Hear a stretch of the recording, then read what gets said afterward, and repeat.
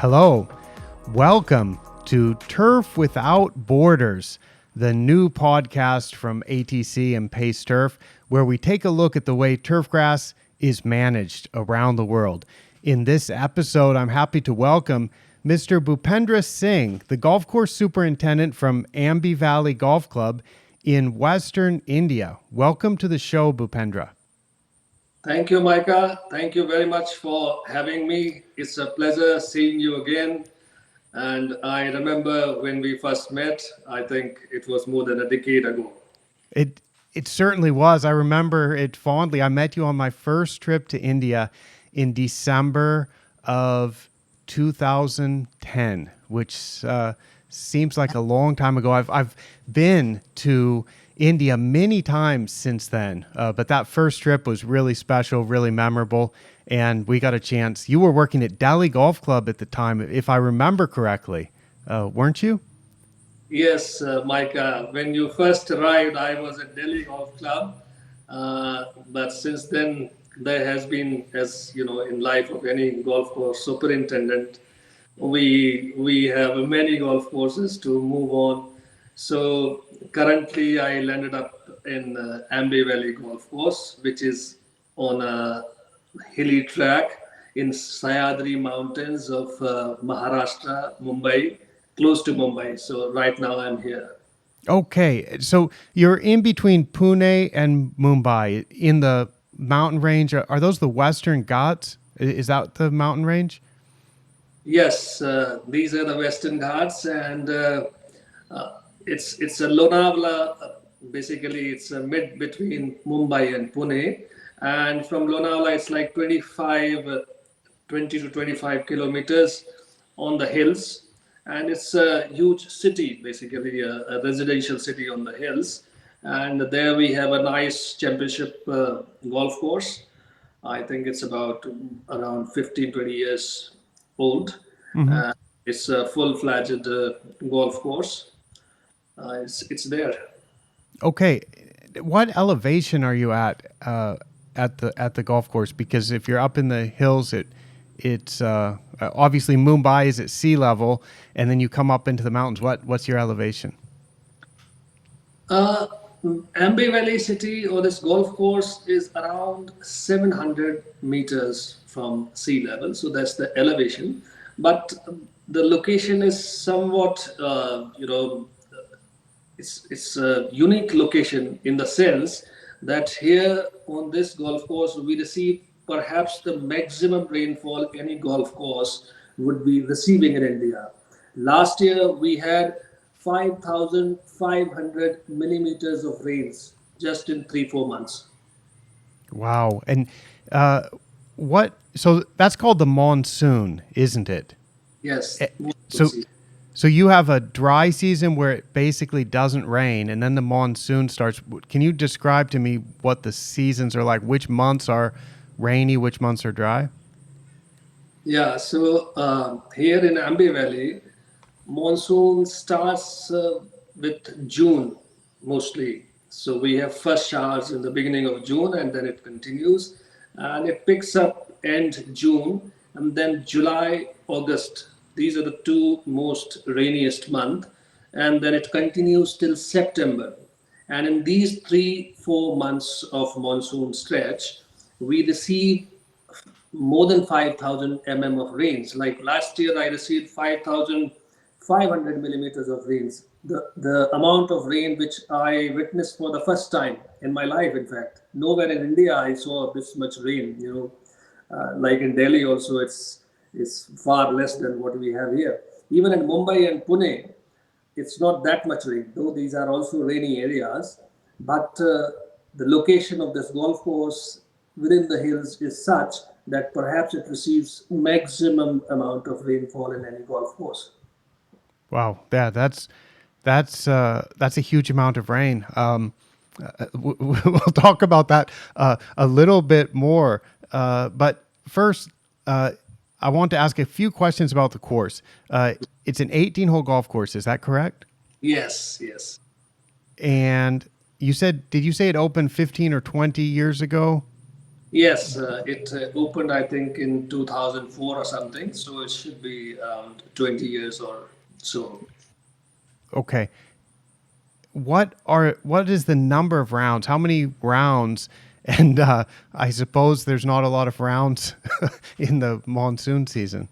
Yes, actually, because what has happened here at Aamby Valley, we have tremendous amount of rain, and because of that rainy season, it's a continuous pouring basically for 2 3 months, and during those months we have to close the course. The reason being, it's not only the grass, but the ground becomes very soggy. So neither machinery nor equipment, not even a walking golf course, is in a playable condition. So we can't take machines in for 2 3 months, and the grass grows like again to its wild nature. And what happens? We can't take machines in rains because the ground becomes slushy. It's not very sandy. It's not sandy. So being a sort of a clay sand, machines can't enter. And for 2 3 months, it's just left to the nature sort of, and whatever minimal mowing we could do whenever we get some chance we do that, and some sprays whenever we get a few windows to keep the grass alive and growing. And after monsoon, when it ends, generally November, late November, sorry, September, late September, with October onwards, we start preparing the golf course, which is like, it has grown to like a wild tract.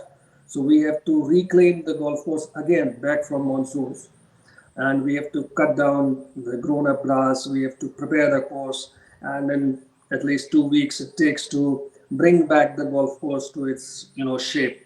So that's how after every monsoon, after closure of 2 3 months, we have to bring back the golf course.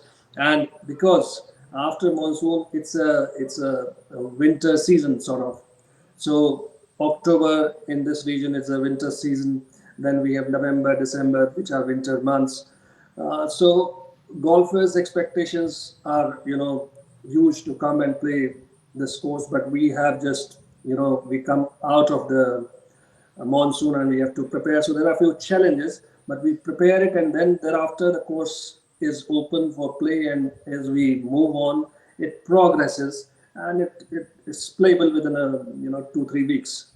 Do you cut it down? Let's say it grows up over the couple months of the monsoon. Do you cut it down with string trimmers, brush cutter type of equipment? Uh, I imagine you can't just go out there with a fairway mower and cut down grass that's 15 or 20 or 30 centimeters tall. That's right. So what we do during monsoons, we generally take brush cutters, string mowers, and light equipment, handheld equipment, which we can use to keep the grass in check. But obviously, it's more than 150 acres of ground, so we can't mow everything. But wherever possible, we keep the grass in control. And thereafter, after monsoons, we have to, once the ground dries up, once the rain stops, we take larger equipment like rotary mowers, turf cats, or those kind of machines, which mow down even slasher, tractor towed slasher rotary mowers. We take those machines for the first cut because the grass really grows. Not only grass, but even weeds come up every season. So we have to cut them and mow them down with rotary mowers in the first go. Thereafter, stage wise, we move with finer machines, and eventually, after 2 weeks or so, we begin with fairway movers, and final finishing up and final preparation of the golf course happens in 2 weeks. That's how it goes after monsoon every year. For the number of rounds during the time it's open, how busy is the course? Do you keep track of? Does the club keep track of how many rounds are played? Well, what I understand is because this course is also a residential, property, so many residents and members they stay here, and mostly people live in the nearby, Mumbai and Pune, so they have their residence here. They keep coming to play. So generally on Saturdays, Sundays, weekends, holidays, the course is almost like in a figure of say 70, 80 golfers coming during weekends every day. On other days, it could be say 30, 40. So in that range, it's spread out. But generally, the weekends are packed. Yeah. When the golfers tee off, do they all tee off on the first hole, or do you simultaneously tee off on the first and the 10th tee? I'm asking that question because I'm wondering how much time you have ahead of play to prepare the course. Well, generally, as I say, that because we don't have a consistent, pressure of golfing rounds throughout the week, so we get our time to prepare the course starting from Monday onwards, and slowly as the traffic keeps building up over the weekend, so it's not much of a stress as on date for me because I have my initial weekdays to prepare the course. But yes, we generally have first tee or maximum, 10th tee. So maximum 2 tee starts whenever required. Otherwise, it's not much of a traffic, and it's okay with that regard.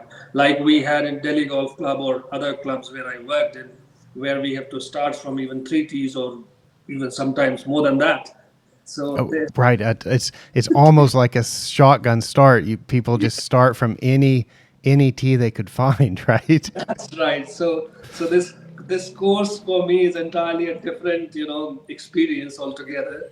Right from Delhi Golf Club, where the challenges were different. Then And in between, I also moved to one of the golf courses in Ahmedabad or Gujarat, what we say. There, I had a entirely different experience. It was a course with a lot of soil related challenges which I had to face, especially sodic soils and all those kind of things. So there we had an entirely different challenge. Now here I see that rains and monsoon is the biggest challenge. So every course which I moved in these couple of years, they were entirely a different case altogether. yeah, I think people who haven't been to India, if they would ask what India's like or what golf in India is like, it's quite varied. And India is a huge country, and from my experience in India, traveling to different regions of India, the cuisine differs tremendously, and the language differs from different regions. And it's, to me, it's like going to a different country entirely. When you go from Calcutta to Mumbai or down to Chennai or something, it's like going from one country to the next. One place will have different food, different spices, different languages, and with golf, it's the same way, because you go from deserts to these hill stations to places with big water quality and water availability problems to places that have to close from too much water. Right. So, Micah, that's what in my experience also I realized that though I traveled a little here and there, like I happened to be fortunate enough to work briefly with Richard Forsyth at Royal Melbourne, John Gary at Kings Island, and to briefly at Wentworth for a week. I was there with different superintendents. I had a feeling, and I realized that okay, world has different challenges. Like in King Island, we have a ocean and Brass Strait and all those things as a challenge. But in India, I see that in India we have the entire world in different golf courses where you have maximum rains. Then there are golf courses with tremendous salt situations. Then we have golf courses like Delhi Golf Club and a few others which have a tremendous traffic, golfing traffic. So different kinds of golf courses exist in the entire country in India. All right, back to Aamby Valley.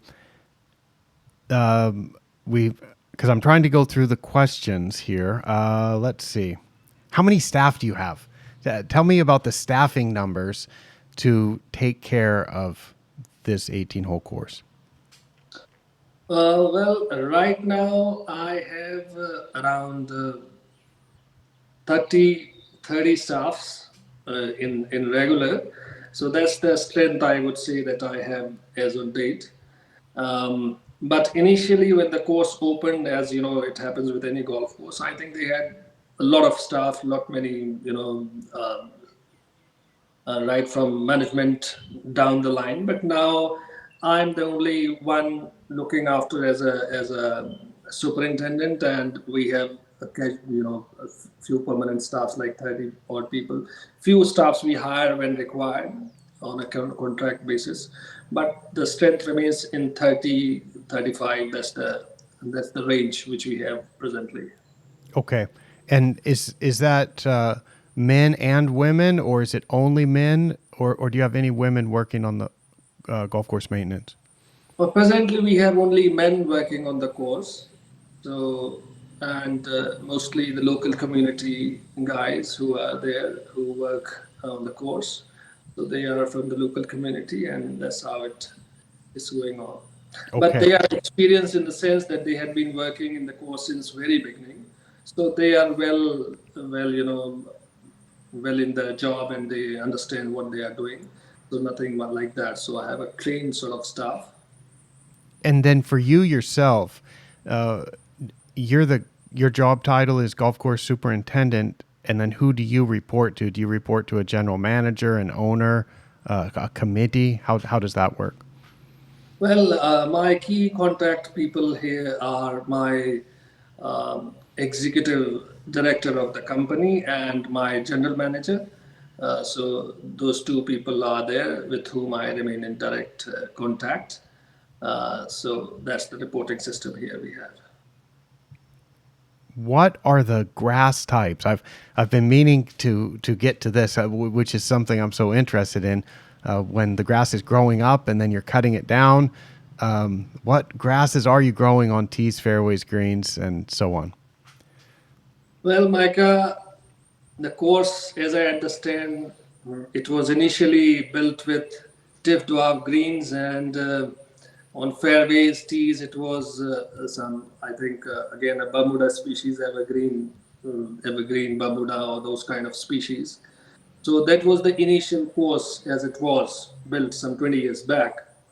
But over the years, due to some other reasons, whatever breaks came during, be it COVID or other reasons, uh, there was a tremendous encroachment by Exonopus compressus. So last 2 years back, when I first came to the course and I saw the course, I realized that it's almost everywhere Exonopus. So what we call carpet grass here.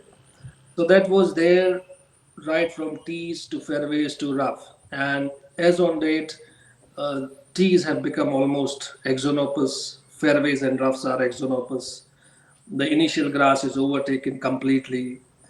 Greens, even greens had, contamination of exonopus growing here and there because we have 3 months monsoon closure also. So during that time also, weeds have enough opportunity to spread out and grow.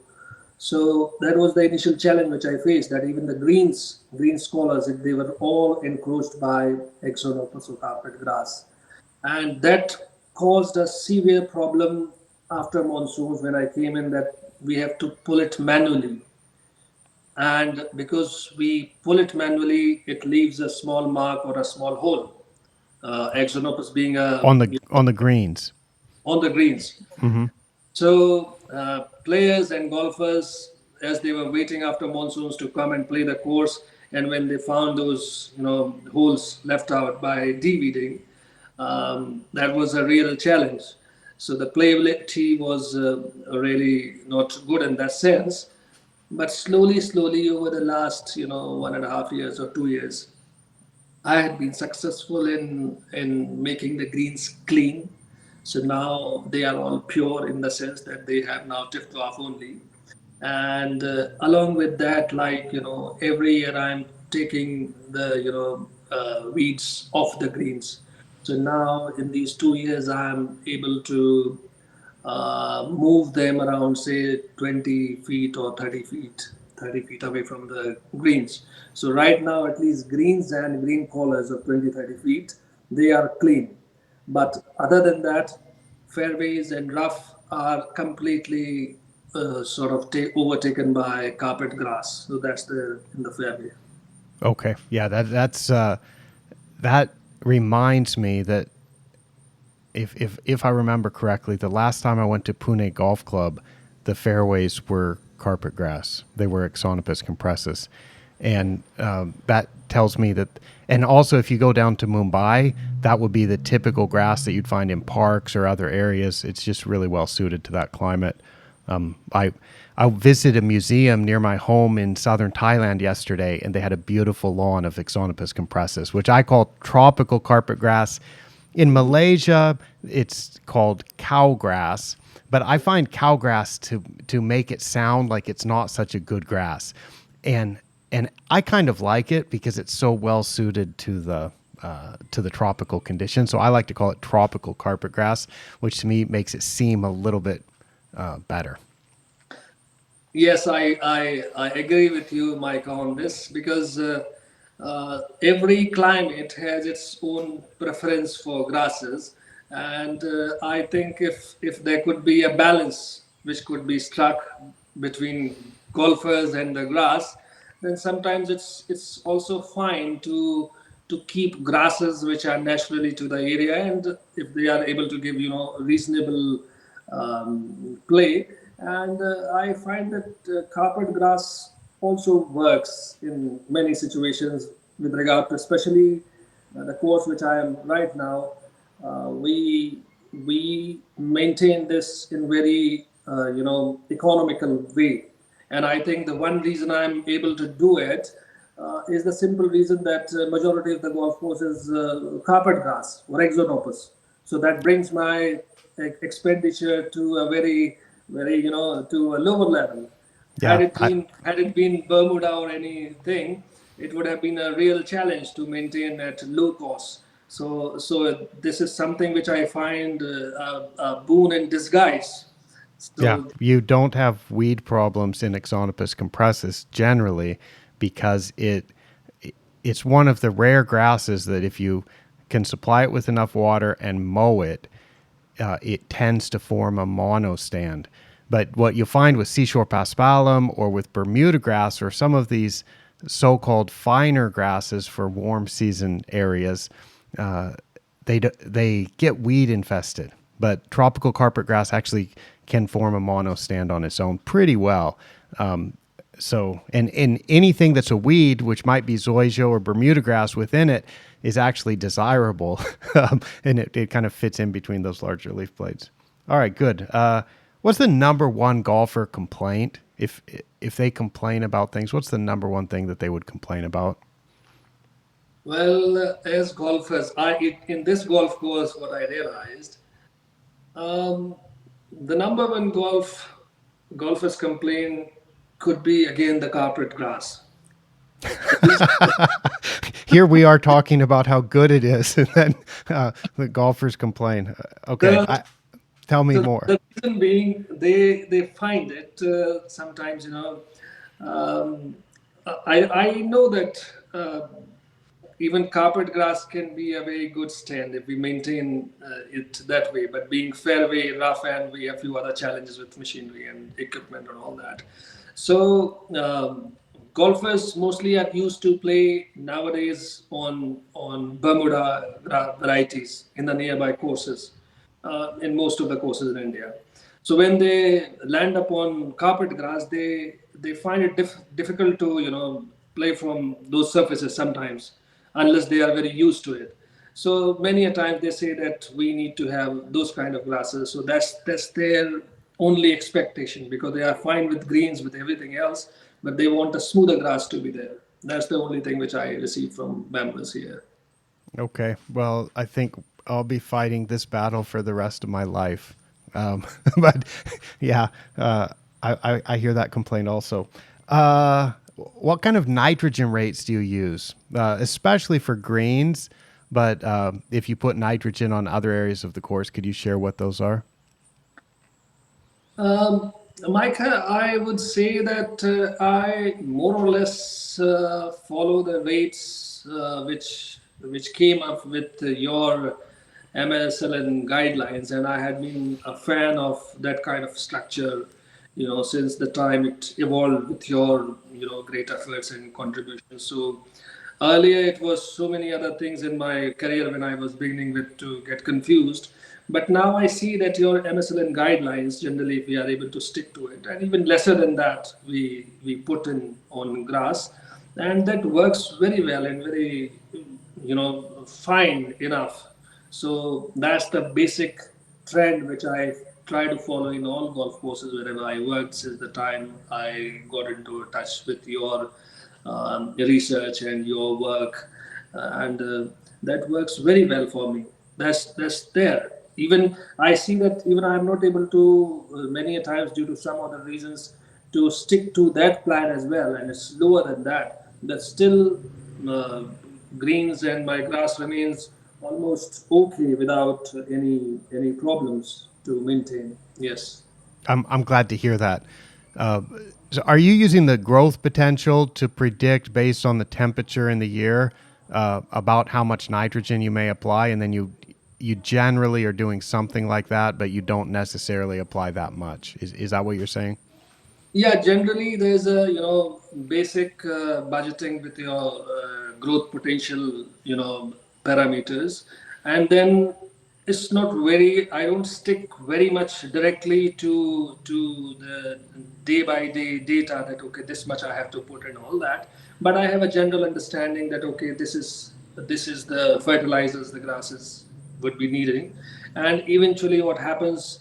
Um, it's feel on the green because every time you walk after a few days you see that okay now the grass wants fertilization and all that. So on that feel and experience basis we keep fertilizing greens, but of course it's never off what we say the MSLN guidelines. So it is lesser than that, but I think not more than that, and that makes my fertilization, overall economy very balanced rather than going for, and also especially in civil courses where we get into where budgets and all these things are every most of the time a talking point.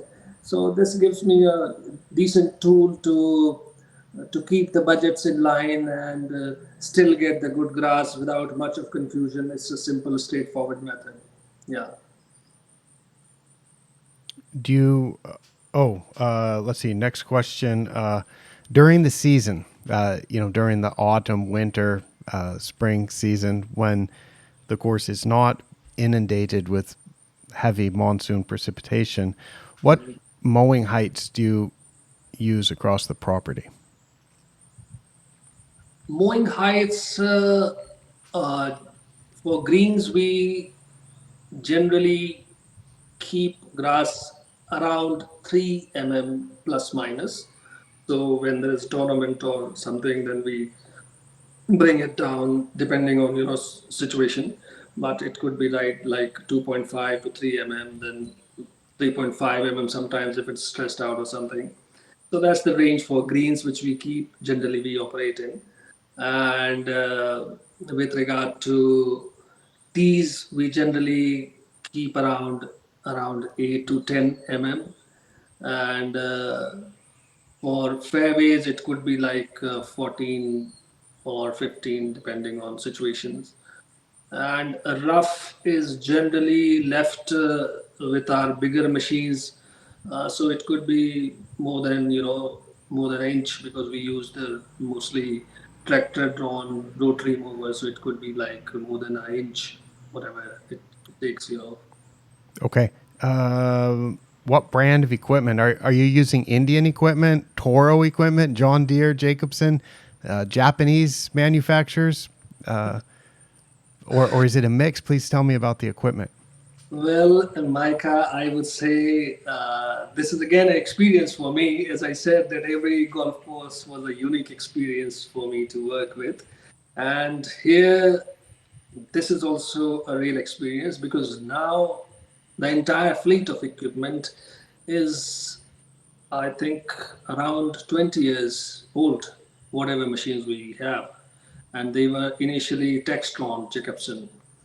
And for last 20 years since the course opened, I think there has not been a new edition. So most of the equipment is old, and it's local repairs and maintenance and all that, which with which we are able to keep the machines functional and working, and we have to deal with that. So that's a challenge here in this property, but still we are able to take the golf course forward every day with whatever equipment we have here. Okay, so you have an old fleet of Jacobson equipment. Yes. Okay, good. Well, I hope you can get some new pieces of equipment when the time is right. Yeah, That's always nice to have. It's so hard to do the job without all the equipment that you could have. that's right. Do you do any coring or solid tine cultivation on the putting greens? Putting greens, as I say, that there are several challenges at the site with regard to equipment and many other things as well. So we do aeration and coring, especially after monsoons and once during summers. So at least two courings we do, and that's also like 8-10 mm. We don't go beyond that because I see that mostly we go for verticutting and grooming. So these operations I try to compensate for coring to avoid disruptions, and as long as the greens are playing well and good, so that's how it's balanced. So that's the strategy for last 2 years on this course, and I'm hopeful that when we have more of equipment and other things, then we would be further fine tuning our aeration and other cultural operations, which needs to be done with different equipments and tools. Yeah. Okay, good. Maybe it's so easy for me to talk with you about metric units, but some of the metric units that we've talked about, let me translate some of these for the listeners out here who are not so familiar with the metric system. 8 to 10 millimeters in terms of tine diameter is something like about 3/8 of an inch. When you're talking the mowing heights, such as 3 millimeters, that's 3 millimeters is a little bit under an eighth of an inch. It's about 0.110 inches. And when you're talking about 5,500 millimeters of precipitation, that's going to be something like 16 or 17 feet of rain. If I in a few months, if I'm doing that in my head properly. So, yeah, that's good. How about sand? So, when you're doing the coring, do you fill those holes with sand, or do you do top dressing with sand at other times of year on the greens? Yeah, we top dress greens with sand, which we have from the past, past dumps in the course. I haven't got new sand, but we have some stockpiles.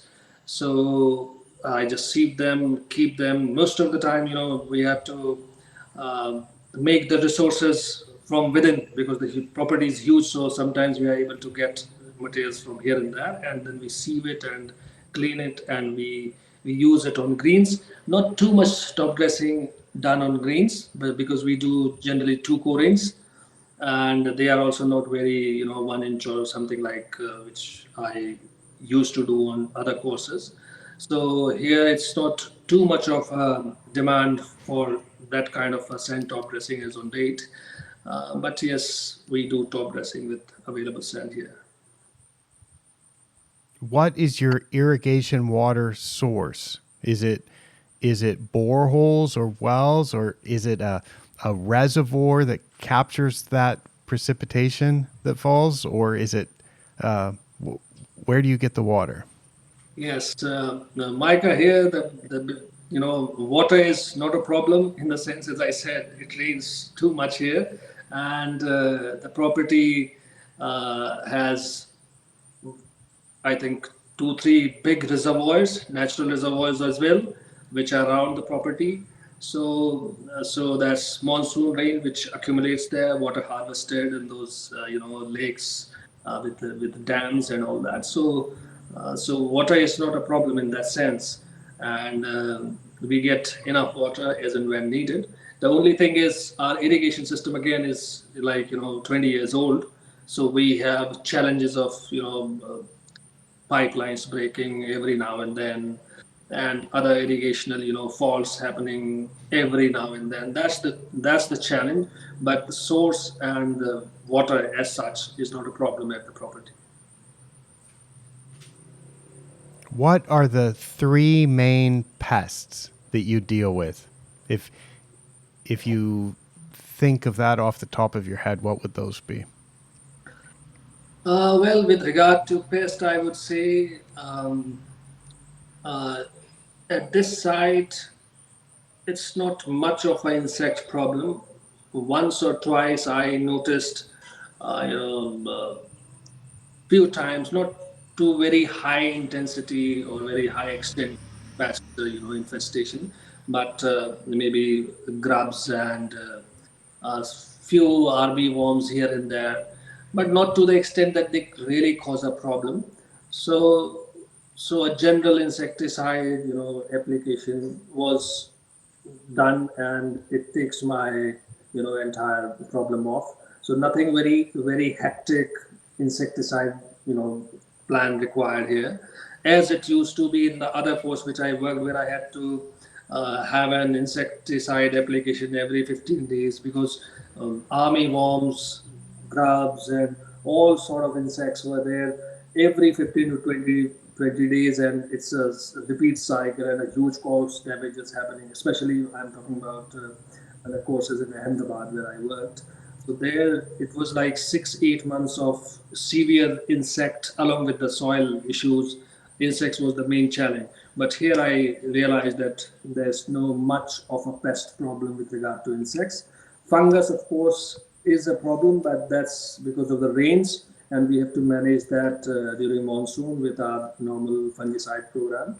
But all in all, I think the rains washes off most of the thing, and somehow the climate is appropriate that it won't allow much of insects to cause damage to grass.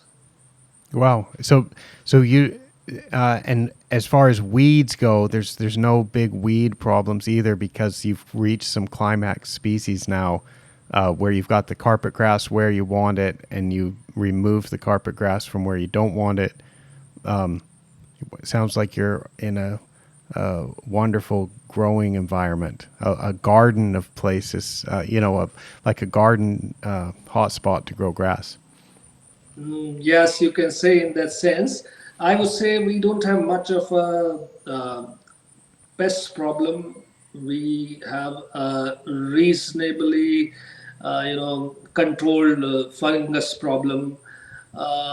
Weeds, I would say weeds, because monsoon is a time when we are not able to mow the grasses, so it gives a window for weeds to come up again and again. So I would say that it's not a situation where we don't have a weed problem. We certainly have weed problems more than insects and more than fungus, I would say. So that's there. Yeah. Okay. Uh, is this job a golf course superintendent job? Would you consider this to be a trade or a profession? And uh, and by trade, I mean, do you understand what I mean by the question of trade versus profession? Um, I understand it my way, but if you could elaborate from where you are coming in, which way you want to take it. Yeah, well, I think of a trade as something like you're doing a skill, and so it's a very specialized skill that you're doing. And then so we have tradespeople that may be building houses or installing electrical systems or that sort of thing. Or then there's professions where perhaps it's more something that you've had to go to get a formal education about, and you still might have to do the work, but perhaps it's something that you more think about. So a profession, I'm thinking more it's like lawyers, doctors, that sort of thing. And in some parts of the world, like in the United States, the education system is set up to train golf course superintendents like they are on a professional career path. So we would go to school with people that are also going to be doctors and lawyers. But then we go do something that, when it comes down to it, the work is almost like a trade. And you see in England, in Australia, in those countries, the education system is set up where people who become golf course superintendents are they go through an educational program that's more like they're going into a trade. And I notice, as I see turfgrass management all around the world, that some people consider it a trade, some people consider it a profession. There's no real answer to this, but I'm so interested to ask what your perception of it is coming from your background and with what you're doing now. And so do you have any comments on that? Well, Micah, as per my experience in the last 20 years, I would say that it's still difficult to, bracket this job or this profession into any category. It's unique in the sense that, like for me, I am a graduate from one of the agricultural universities in plant sciences. So I graduated from there, and I have all the understanding educationally, in that sense, right from plant science to cell biology to physics, chemistry, and all that.